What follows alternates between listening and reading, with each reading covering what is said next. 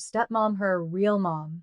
Then she looked at me with ice in her eyes and said, "You are just a temporary mother. My name is Elena Ward. I'm 34 years old. And if you think you know how this ends, stay tuned. What happens when every sleepless night, every scraped knee kissed, every bill paid with nothing left in my wallet, all of it, is erased with a single cruel sentence." The courtroom lights were harsh, bouncing off polished oak, but nothing cut harder than her words. I could still see the flashbacks playing in my head as she spoke. 16 years of me working doubles, selling my own jewelry, giving up vacations, birthdays, and even health, just to make sure she had shoes that fit, lunches packed, and a future worth chasing. And now, here she stood beside her stepmother, hand clutching the woman's arm like I was a stranger. Her lawyer painted me as bitter, unfit, irrelevant. My daughter didn't even glance my way. She was too busy nodding along with the woman who had entered her life a few years ago and somehow rewritten the entire story. "Your Honor," the lawyer said, "this adoption should proceed. It's what she wants. It's what's best." Elena was never more than a placeholder. The word placeholder echoed like a hammer to my ribs. I didn't shout. I didn't break down. Instead, I pulled a slim folder from my bag. Inside was the one thing they had overlooked, the one thing they thought I didn't have. When I handed it to the judge, his brows lifted. His eyes cut to them, sharp as glass. And I thought, now it's their turn to feel erased. The judge's fingers traced the edge of the folder, his eyes narrowing as he flipped the first page. The courtroom, noisy a moment ago, fell into a suffocating hush. "What is this?" he asked, his tone sharper than before. I folded my hands on the table. "Proof, Your Honor. Financial statements, custody records, school documents, all under my name. 16 years of my life, accounted for, penny by penny, hour by hour. The kind of sacrifices that don't vanish because my daughter suddenly decided I was temporary." My daughter's lawyer rose quickly. "Objection, Your Honor. These records." The judge raised a hand, silencing him. His eyes scanned faster now, flipping from receipts of hospital visits I paid for, to mortgage papers showing the roof over her head was mine, to bank statements proving every dollar I had poured into her life. I didn't need to look at my daughter to know she was squirming. I could feel the heat radiating from her side of the courtroom. Finally, I glanced over. She wasn't looking at me. She was staring at the folder like it was poison, her stepmom gripping her hand too tightly. "You see," I said softly, the words steady, "temporary mothers don't take out second jobs to cover braces. Temporary mothers don't sit in hospital waiting rooms all night when their child can't breathe.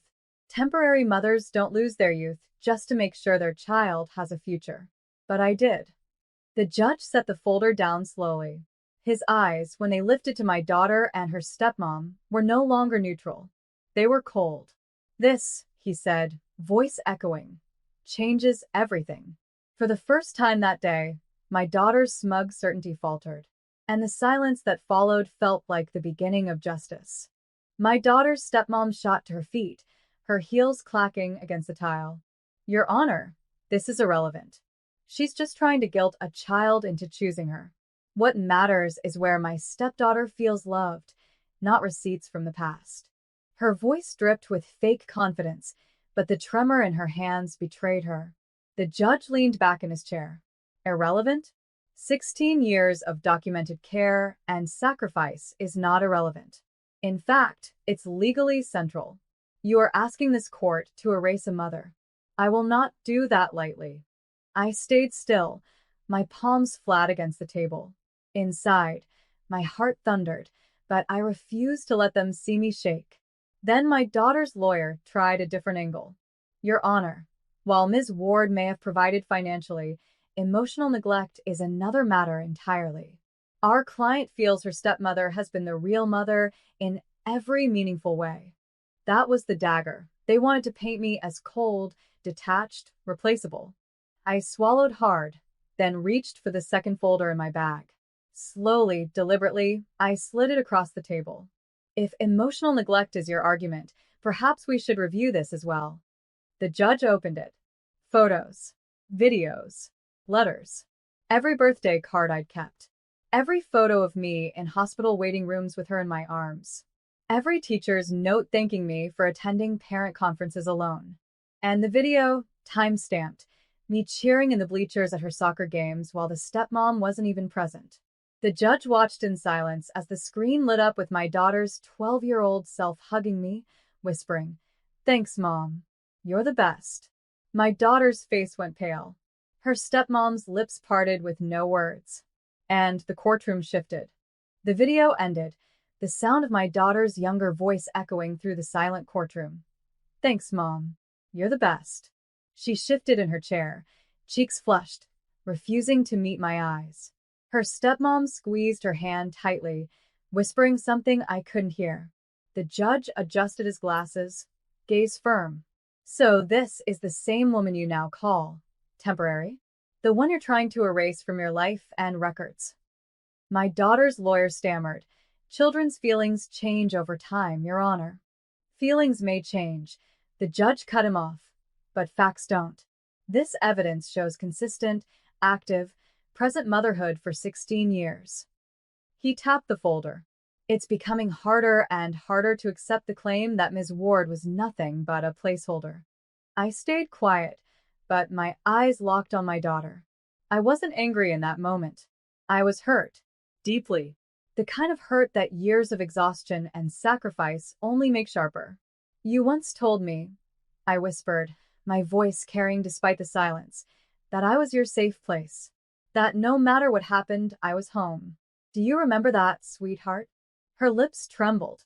She shook her head, staring at the desk as if the wood grain could swallow her whole. The judge leaned forward. "If there's more proof, Ms. Ward, I'd like to see it." I nodded. "There is." I pulled out the final piece, the legal documents showing the trust fund. A $2 million account I had fought for, saved into, protected for her future. And the clause at the bottom, "Adoption by another party nullifies access." The judge read it aloud. Gasps rippled through the room. My daughter's eyes finally met mine, shocked, wide, and terrified. And for the first time, it wasn't me on trial anymore. The judge read the final line twice, his brow furrowing deeper with every word. "Adoption by another party nullifies access." The courtroom erupted in whispers. My daughter's lawyer tried to object, but the judge silenced him with a single raised hand. "This is binding?" "Yes, Your Honor," I said, my voice steady. 16 years ago, I opened that trust. Every extra dollar I made, every sleepless night, every sacrifice I put away for her future, it went into that account. $2 million, protected under one condition. If she chose to be adopted by anyone else, she would lose it. Gasps echoed through the gallery. My daughter's stepmom's face drained of color. She grabbed my daughter's hand tighter, whispering urgently, but the girl's wide eyes stayed locked on the papers. The judge tapped the document. So, if this adoption proceeded, she would legally forfeit $2 million? Yes, I confirmed quietly. She wouldn't just erase me. She'd erase her future. My daughter's lips parted, trembling. You tricked me." I swallowed, meeting her gaze. "No. I protected you, because I knew there might come a day when someone convinced you I wasn't enough. And now you see what that day costs." Her lawyer scrambled, flipping through papers, muttering, "There must be a loophole." But the judge had already closed the folder. His verdict was written across his face. "This court cannot and will not approve an adoption that results in this kind of financial self-destruction. Case dismissed." The gavel struck, sharp and final. My daughter looked shattered, her stepmom furious, whispering venom in her ear. But all I felt was an ache, a mix of grief and relief, as the courtroom emptied. For 16 years, I had carried everything. And now, finally, the weight shifted back to them. The courtroom emptied slowly, but I stayed seated, watching from the corner of my eye. My daughter refused to look at me. She clung to her stepmom's arm, but her face was pale, her lips trembling. $2 million, she whispered harshly. "You told me this was the right thing. You told me she had nothing left for me. Her stepmom stiffened. Money isn't everything. I'm your real mom now. We don't need her. But my daughter's voice rose, sharp enough to cut through the quiet hall. Real mom? A real mom doesn't erase someone's life. A real mom doesn't push me into losing my future. You lied. The word stung me, because for years, I'd prayed to hear her defend me. Yet hearing it now, aimed at the woman she had chosen over me, twisted something deep inside. Her stepmom's mask cracked. Don't raise your voice. You embarrassed us in front of everyone. Do you know how hard I worked for this? For what? My daughter shot back. For me to lose everything? You played me like a pawn. Their voices echoed down the corridor, and for once, I didn't step in to mediate, didn't soften the blow. I let them unravel, every thread of their alliance tearing in public. My lawyer touched my arm gently. You don't need to stay. You've already won. But this wasn't about winning. It was about truth. I stood slowly, gathering the folders, and finally let my daughter's gaze find mine. For the first time that day, her eyes weren't cold. They were uncertain. She opened her mouth, but no words came. Just silence. And sometimes, silence says everything. The week after the courtroom battle, our home felt like a war zone. Calls from relatives, neighbors whispering, friends picking sides. It was exhausting. My daughter stayed mostly silent, but her eyes darted to me now and then, filled with questions she didn't dare ask aloud. Her stepmom tried to assert control, but the cracks were widening. She barked orders, through no longer flinched. She questioned, she paused, she hesitated, tiny signs that the illusions her stepmom built were starting to crumble. One evening, I found her phone unlocked on the counter. Messages from her stepmom, carefully hidden, threatened to rewrite her story if she didn't comply. My daughter froze as she read them, pale and shaking. You see now, I said softly, why truth matters more than money. She nodded, tears threatening, and for the first time, I felt a flicker of the bond we had almost lost. The next day, during a family gathering, her stepmom tried to flaunt control again. She boasted about her achievements, her influence, even her wisdom in guiding my daughter. But I had prepared quietly emails, receipts, texts, all proof of her manipulations and lies. I didn't shout. I simply laid the evidence out on the table. Gasps filled the room. Faces paled. The people who had once supported her stepmom turned, incredulous, staring at the undeniable truth. My daughter looked at me, eyes wide, a hesitant smile beginning to form. Her stepmom froze, realizing her empire of deceit was collapsing. Every insult, every threat, every manipulation backfired, leaving her exposed and powerless. Finally, silence. Heavy, absolute silence, except for my daughter, whispering, I understand now. And in that moment, I realized that revenge wasn't about anger or destruction. It was about justice, clarity, and reclaiming what was rightfully ours. The courtroom doors closed behind us one last time. My daughter sat beside me, quieter than ever, her stepmom nowhere in sight, stripped of influence, stripped of the $2 million she had tried to claim. I watched my daughter carefully. Her eyes were a mix of confusion, relief, and something deeper, recognition.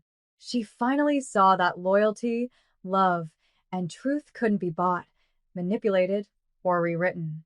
Weeks later, I received an email from her stepmom, cold, short, and bitter. No apologies, no explanations. Just the acknowledgement that everything she tried to take was gone. Every subtle insult, every hidden agenda, every lie exposed, gone. I didn't reply. I didn't have to. The law had spoken, justice had been served, and my daughter finally understood her real foundation, me.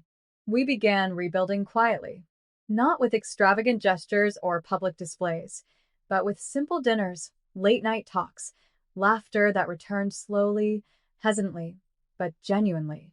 I watched her grow into herself, shedding layers of fear, doubt, and manipulation. Her stepmom's shadow faded into the background, powerless and irrelevant.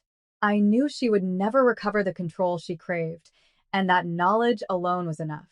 One evening, as we sat together watching old family photos, my daughter leaned against me and whispered, "Thank you for not giving up, even when I didn't understand."